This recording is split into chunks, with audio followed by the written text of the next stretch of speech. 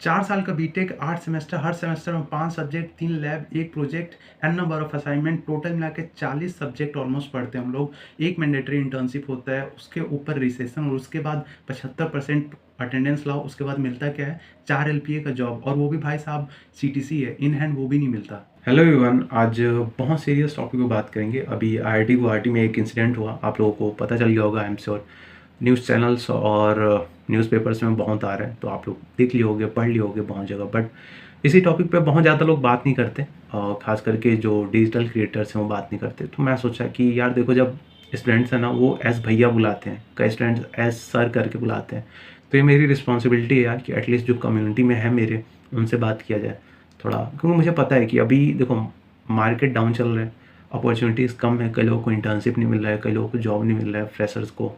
और फिर कॉलेज का अलग से प्रेशर रहता है, मार्क्स लाओ, 75% अटेंडेंस लाओ, ये सब चीज़ों के बारे में बात करेंगे थोड़ा रुक के। बट पहले थोड़ा स्टूडेंट लोगों से बात कर लेते हैं। तो ऐसे सब प्रॉब्लम्स होती हैं मार्क्स का, और एकेडमिक्स बहुत ज़्यादा प्रॉब्लम होता है।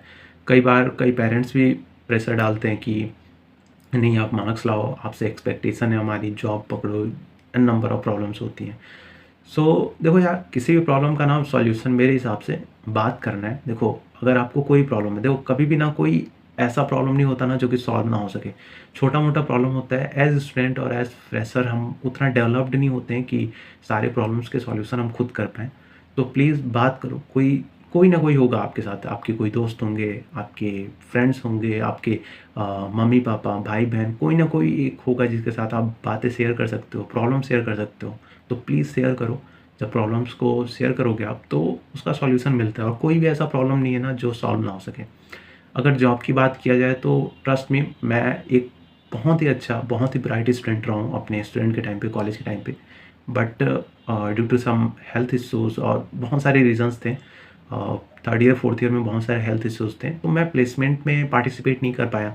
मुझे उतनी अच्छी अपॉर्चुनिटी नहीं मिली जितना मैं एक्सपेक्ट करता था। बहुत सारे प्रोजेक्ट्स बनाया था, मैं सीपी किया था, डीएससी किया था, और भी बहुत सारी चीज़ें किया था। मार्क्स भी मेरे बहुत अच्छे थे, 10th में स्कूल टॉप किया था, 12th में भी बहुत अच्छे मार्क्स थे, इस कॉलेज में भी बहुत अच्छे मार्क्स हैं, 9.2 हैं। लेकिन जॉब नहीं मिली थी मुझको अच्छा, कुछ ढंग का, एटलीस्ट बहुत ज़्यादा अपॉर्चुनिटी भी नहीं मिला था मुझको, और जितना मैं सोचा था ना कि मैं इतना कर सकता हूँ, वैसा मुझको कुछ मिला नहीं था। फिर मैं, आप लोग अगर 1 महीने पहले की वीडियोस देखोगे, तो मैं गुड़गांव में गया था, रोड पे घूम रहा था जॉब्स के लिए, मुझको नहीं मिल रहा था अपॉर्चुनिटी उस टाइम पे।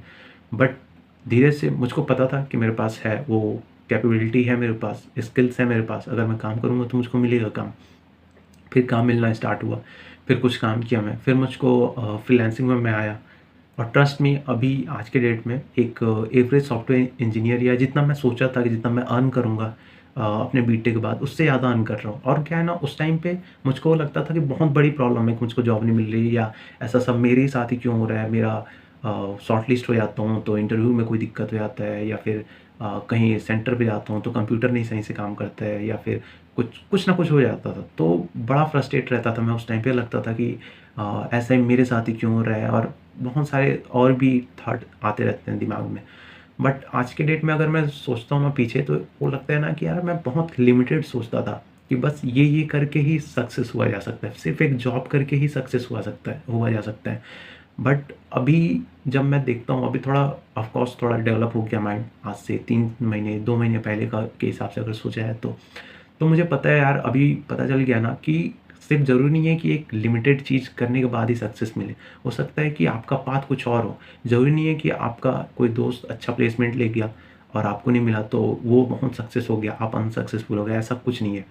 बहुत सारे ऐसे लोग हैं जिनको जॉब नहीं मिला और वो बहुत अच्छा कर रहे हैं लाइफ में, जो कि एकेडमिक्स में अच्छे नहीं थे लेकिन बहुत अच्छा कर रहे हैं लाइफ में। बहुत सारे लोग हैं जो कि एकेडमिक्स में बहुत अच्छे थे बट वो उतना अच्छा नहीं कर पाए लाइफ में। तो देखो, कोई भी प्रॉब्लम्स में परमानेंट नहीं होता, सबके सॉल्यूशंस हैं, मेहनत करोगे तो सॉल्यूशंस मिलेंगे। तो इतना सीरियस किस चीज़ को लेने की ज़रूरत नहीं है, कभी भी कोई प्रॉब्लम है बात करो।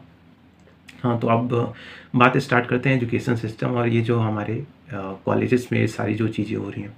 तो सबसे पहले यार मुझको ये 75% अटेंडेंस का ना बिल्कुल ही ना एकदम, मतलब कोई पॉइंट ही नहीं समझ में आता। क्या है यार 75%, क्यों क्यों ज़रूरी है 75% अटेंडेंस?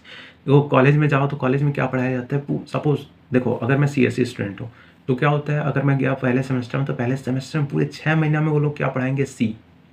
एक किसी सेमेस्टर में पूरे 6 महीने हम पढ़ाएँगे ओप्स। आपको लगता है कि सिर्फ़ एक सी लैंग्वेज पढ़ने के लिए आपको 6 महीने की ज़रूरत है? आपको ऐसा लगता है कि सिर्फ़ ऑब्जेक्ट ओरिएंटेड प्रोग्रामिंग पढ़ने के लिए आपको 6 महीने की ज़रूरत है? और ये छोड़ो, चलो ठीक है 6 महीने में पढ़ा रहे हो, बट क्या पढ़ा रहे हो? सी के का अगर कोई प्रोग्राम लिखना है उनको, कोई कोड लिखना है या फिर ओप्स का कोई कोड लिखना है ऑब्जेक्ट ओरिएंटेड प्रोग्रामिंग का, तो वो लोग मैं देखा हूँ मोस्टली कॉलेजेस में क्या होते हैं, लेक्चर में ब्लैक बोर्ड या ग्रीन बोर्ड पे लिखवाए जाते हैं। वो लोग इम्प्लीमेंट कराते नहीं है, वो लोग रन कराते ही नहीं है। अब मुझे क्या पता यार कि आप जो कोड लिखे हो वो सही है कि नहीं, हो सकता है कहीं गलती हो सकता है कहीं उसमें कोई एरर हो, बट हमको पता ही नहीं चलेगा, हम बस कॉपी में लिखते जाएँ। इनको बस चाहिए कि कॉलेज वालों को कि टीचर जो भी पढ़ा रहा है गलत सही उसको लिखो, कॉपी में सेम चीज़ छाप के आओ, एग्ज़ाम में उनको नहीं फ़र्क पड़ता कि आपके पास कितना स्किल है। लिखते हैं क्या वो लोग और बताते हैं।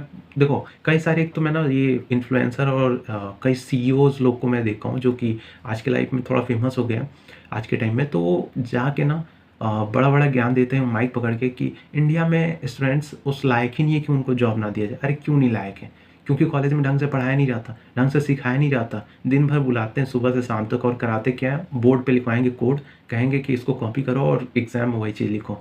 रन कभी कराएँगे नहीं, लैब्स बहुत कम होते हैं इंडिया में। और ये देखो ये जो इंसिडेंट है अभी हुआ, ये आईआईटी में हुआ। पता है एन नंबर ऑफ इंसिडेंट हैं ऐसे जो कि कोई छोटे-मोटे कॉलेजेस में होते हैं, कोई छोटे गाँव में कॉलेज है, वो ना न्यूज़ आ नहीं पाता बाहर तक। तो ये न्यूज़ आया एटलीस्ट, तो एटलीस्ट अभी बात करना चाहिए, अभी कुछ चेंजेस हो जाए, तो फ्यूचर के लिए एटलीस्ट सही रहेगा, ऐसे इंसिडेंट नहीं होंगे। और ये इंसिडेंट शायद आई थिंक ऐसा इंसिडेंट पिछले 1 महीना में आई थिंक ये सेकंड इंसिडेंट है, सेम कॉलेज में। तो कुछ तो आई थिंक गड़बड़ हो रहा है ना यार कि स्टूडेंट्स इतने प्रेशर में आ रहे हैं, अटेंडेंस का इतना प्रेशर है उनको, मार्क्स लाने का इतना प्रेशर है, रिसेशन है, बहुत सारे प्रॉब्लम्स हैं। ऊपर से सीएसई वालों को क्या पढ़ाया जाता है हमारे एकेडमिक्स में? Engineering drawing. अरे भाई सीएसई वाले इंजीनियरिंग ड्राइंग पढ़ के क्या करेंगे? ऊपर से फिजिक्स पढ़ाया जाता है, केमिस्ट्री, यार फिजिक्स केमिस्ट्री हम लोग 12th में पढ़ चुके हैं, क्यों फिर से उसको पढ़ा रहे हो? कुछ ऐसा चीज़ पढ़ाओ ना जो इंटरव्यूज़ में पूछे जाते हैं हमसे, या फिर जो कि इंडस्ट्री में हम लोग काम करेंगे। वैसा कुछ नहीं होता हमारे यहाँ कॉलेजेस में, मोस्टली कॉलेजेस में बस रटवाया जाता है, कोई भी कोड वोड इम्प्लीमेंट नहीं किया जाता है, जस्ट ब्लैक बोर्ड या ग्रीन बोर्ड पे लिखवा देंगे, कहेंगे छापो, सेम चीज़ आप छापो वहाँ पे, एग्ज़ाम में मार्क्स मिल जाएगा। इनफैक्ट मार्क्स का भी मैं बता रहा हूँ, कई कॉलेजेस में ऐसा होता है ना कि पेज काउंट किया जाता है कि ये आदमी 4 पेज लिखा है, कुछ भी लिखा हो मैटर नहीं करता, अंदर कुछ भी लिखा हो, 4 पेज लिखा है यानी 8 में से 7 नंबर दे दो इसको। ये आदमी सही लिखा है लेकिन 2 पेज लिखा है तो इसको 8 में से 3 नंबर दो, 4 नंबर दो। ऐसा सब चीज़ भी होता है, ट्रस्ट में, मुझको पता है ये सब चीज़ें होता है बहुत सारे कॉलेजेस में। चेक नहीं होता सही से कॉपीज़, और कुछ भी सब्जेक्ट पढ़ा रहे हैं उसका कोई सेंस नहीं बनता। 75% अटेंडेंस का आज तक मुझको सेंस समझ नहीं आया कि क्या है।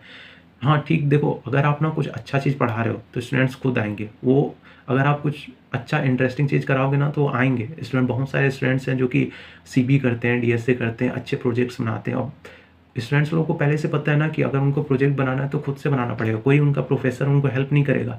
कोई इनफैक्ट वो आइडियाज़ भी नहीं देते प्रोफेसर कि कैसे प्रोजेक्ट बनाओ। आई डोंट नो आईआईटीज़ वगैरह में क्या होता है, बट एटलीस्ट छोटे-मोटे कॉलेजेस में बहुत सारा हेल्प नहीं कर पाते उनको खुद नहीं आता, मोस्टली प्रोफेसर्स को खुद नहीं आता। जो लेटेस्ट ट्रेंड है, लेटेस्ट टेक्नोलॉजी उनको नहीं आता। ये मैं एडमिट कर रहा हूँ, मैं आपको भी पता होगा। देखो जब क्लास में आप जाते हो ना तो ना ही स्टूडेंट इंटरेस्टेड होता है पढ़ने में, ना ही प्रोफेसर इंटरेस्टेड होता है पढ़ाने में। प्रोफ़ेसर को ये है कि मुझको सबको बताना है कि मैं सिलेबस कंप्लीट करा दिया हूँ। स्टूडेंट को ये है कि मुझको 75% अटेंडेंस चाहिए। देखो अगर आप ढंग का पढ़ाओगे, अच्छा पढ़ाओगे, तो स्टूडेंट्स जाएँगे पढ़ने। अगर आप ऐसा कुछ चीज़ बता रहे हो, क्यों स्टूडेंट्स 10-10 घंटे का लेक्चर्स देखते हैं यूट्यूब पे? क्योंकि उनको पता है कि अगर ये चीज़ पढ़ूँगा, ये टेक स्टैक पढ़ूँगा तो इसका फ़ायदा होगा, ये मैं इंडस्ट्री में काम करूँगा, या इससे एटलीस्ट प्रोजेक्ट बनेगा, मेरा रिज़्यूमे अच्छा होगा। इससे डीएसए पढ़ते हैं ताकि वो ऑनलाइन असेसमेंट क्लियर सकें, इंटरव्यूज़ क्लियर कर सकें। तो आप अच्छा पढ़ाओगे, अच्छी चीज़ें पढ़ाओगे, लेटेस्ट टेक्नोलॉजी पढ़ाओगे तो लोग जाएँगे पढ़ने।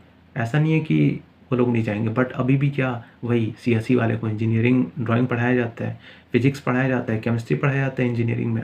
उसके बाद फिर बीईई पढ़ाया जाता है, बेसिक इलेक्ट्रिकल इंजीनियरिंग।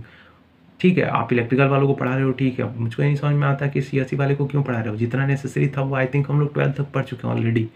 पता नहीं। और इन्फ्लुएंसर, भाई इन्फ्लुएंसर वाले जितने भी हैं ना उन लोगों से भाई रिक्वेस्ट है ना कि देखो अगर स्टूडेंट्स आपको भैया, दीदी, सर या मैम कह रहे हैं तो प्लीज़ ना ये रिसेशन के टाइम को एज अपॉर्चुनिटी मत देखो कि ये अपॉर्चुनिटी है, एक अपना कोर्स लॉन्च कर देते हैं, स्टूडेंट टेंशन में है और टेंशन में आके फिर वो ज्वाइन करेंगे, खरीदेंगे कोर्स और हमारा फ़ायदा होगा। तो अपने पॉकेट भरने के चक्कर में ना रहो।